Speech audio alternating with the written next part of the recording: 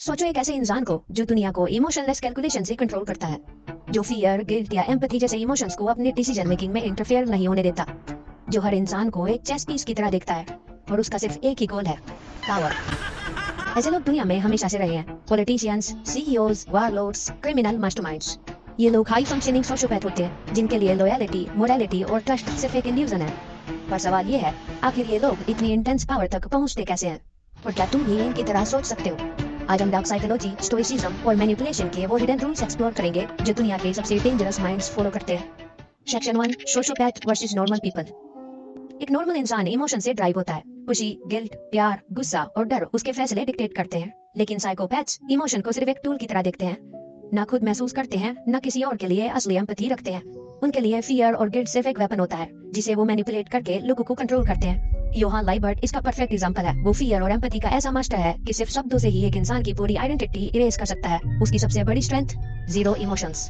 एक नॉर्मल इंसान सोचेगा, ये गलत है, मुझे गिल्ट हो रहा है, लेकिन एक साइकोपैथ सिर्फ इतना देखेगा, ये सही है क्योंकि मुझे इससे पावर मिल रही है। यही स्टोइसिज्म भी सिखाता है। A man who control his emotions controls the world. अगर तुम्हें पावर चाहिए तो पहला लेसन है, अपने इमोशंस को कंट्रोल करो ताकि तुम्हें कोई और कंट्रोल ना कर सके। Section 2, how they manipulate people. Rule number 1, mirroring technique. सबसे पावरफुल मैनिपुलेटिव लोग दूसरों का ट्रस्ट जीतने के लिए उनके जैसा बन जाते हैं। ये एक साइकोलॉजिकल ट्रिक है। अगर मैं तुम्हारे जैसा बिहेव करूं, तुम्हारे इंटरेस्ट शेयर करूं, तुम्हारी लैंग्वेज और माइंडसेट मिरर करूं, तो तुम सबकॉन्शियसली मेरे साथ कनेक्टेड फील करोगे और मुझ पर ट्रस्ट करने लगोगे।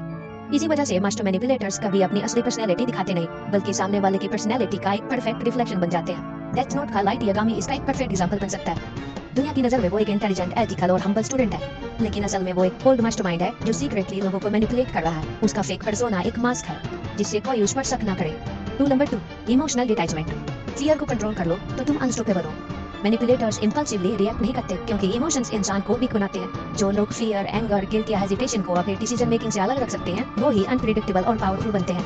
उसके डिसीजन सिर्फ प्योर लॉजिक पर बेस्ड होते हैं, इमोशंस पे नहीं। उसकी ये एबिलिटी उसे एक डेंजरस स्ट्रेटेजिस्ट बनाती है क्योंकि उसे कोई मैनिपुलेट नहीं कर सकता और उसका हर मूव कैलकुलेटेड होता है।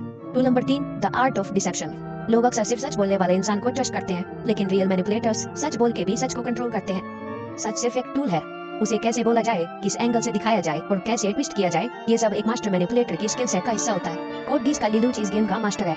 वो सच बोलता है पर इस तरीके से कि लोग एग्जैक्टली वही सोचे जो वो चाहता है। उसका हर वर्ड एक केयरफुली प्लान्ड मूव होता है जिसे वो लोगों को अपने फेवर में टर्न कर सके। अगर तुम्हें लोगों को मैनिपुलेट करना है तो सिर्फ झूठ बोलना काफी नहीं, तुम्हें सच को अपने फेवर में मोल्ड करना आना चाहिए। Section 3, how they gain and maintain power. Rule number 1, fear is greater than respect. Respect काफी नहीं होती, लोग सिर्फ उसी इंसान को ट्रूली ओबे करते हैं जिसे वो सीक्रेटली फियर करते हैं। दुनिया के सबसे पावरफुल रूलर्स वही रहे हैं जो लोगों के अंदर सटल फियर क्रिएट कर सके। जब तक लोग सिर्फ रिस्पेक्ट करते हैं तब तक वो रिवोल्ट करने की सोच सकते हैं, लेकिन जब उनके अंदर डर होता है तब वो बिना सवाल उठाए तुम्हें फॉलो करते हैं। Rule number 2, control the narrative. Powerful लोग कभी दूसरों की कहानी का पार्ट नहीं बनते, वो कहानी लिखने वाले होते हैं। मीडिया, पब्लिक परसेप्शंस, र्यूमर्स, सबको कंट्रोल करना एक मास्टरमाइंड की पहचान है। जो अपनी कहानी खुद लिखता है वो दुनिया की नजर का एंगल भी कंट्रोल कर सकता है। Rule number 3, no attachments, no weaknesses. एक मास्टरमाइंड के लिए दोस्ती, प्यार और ट्रस्ट सिर्फ एक इल्यूजन है। जो इंसान इमोशनली अटैच्ड होता है वो वल्नरेबल होता है और वल्नरेबिलिटी उसकी डाउनफॉल बन सकती है। जो लोग अटैचमेंट से फ्री होते हैं वही दुनिया पर रूल कर सकते हैं। नारुतो का ओरोचिमारू इसका परफेक्ट एग्जांपल है। उसने खुद को कभी किसी से इमोशनली अटैच्ड होने नहीं दिया। उसका सिर्फ एक ही गोल था, इमोर्टैलिटी और पावर। इस वजह से कोई भी उसकी वीकनेस नहीं जान सका और वो हमेशा अपने प्लान्स के अकॉर्डिंग चलता रहा।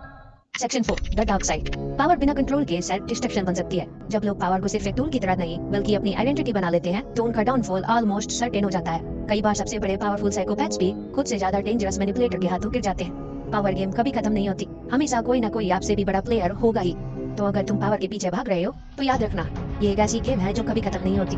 आखिर में बस ये सवाल बचता है, क्या ये सब वर्थ इट था?